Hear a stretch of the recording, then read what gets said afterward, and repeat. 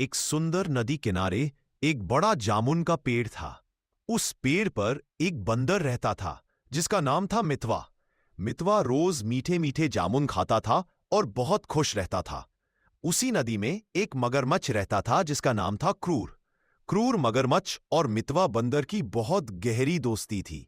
मितवा रोज मगरमच्छ के लिए पेड़ से सबसे मीठे जामुन तोड़कर डालता था। मगरमच्छ जामुन खाकर बहुत खुश होता था।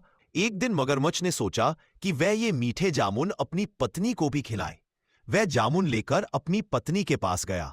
मगरमच्छ की पत्नी बहुत चालाक और लालची थी।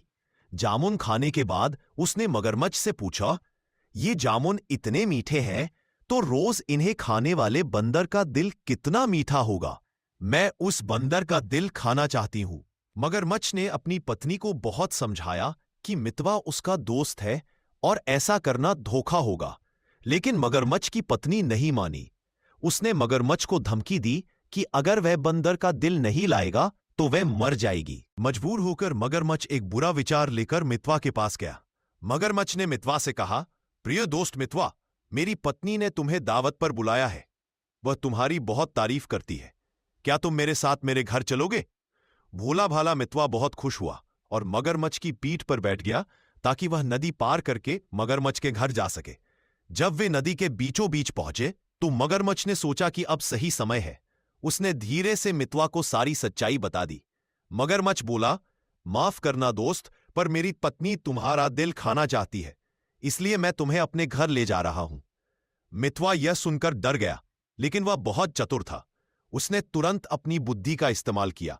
उसने हंसने का नाटक किया और बोला, अरे मेरे प्यारे दोस्त, तुमने मुझे यह बात पहले क्यों नहीं बताई?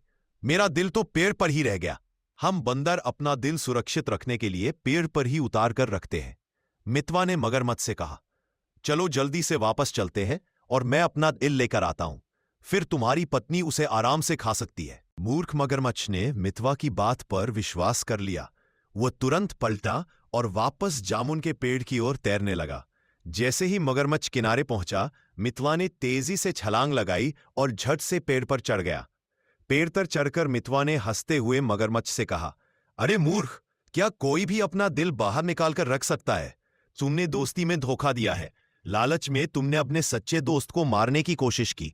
आज से हमारी दोस्ती खत्म। मगरमच्छ को अपनी मूर्खता और धोखेबाजी पर बहुत पछतावा हुआ, लेकिन अब वह कुछ नहीं कर सकता था। उसे खाली हाथ और शर्मिंदा होकर वापस जाना पड़ा।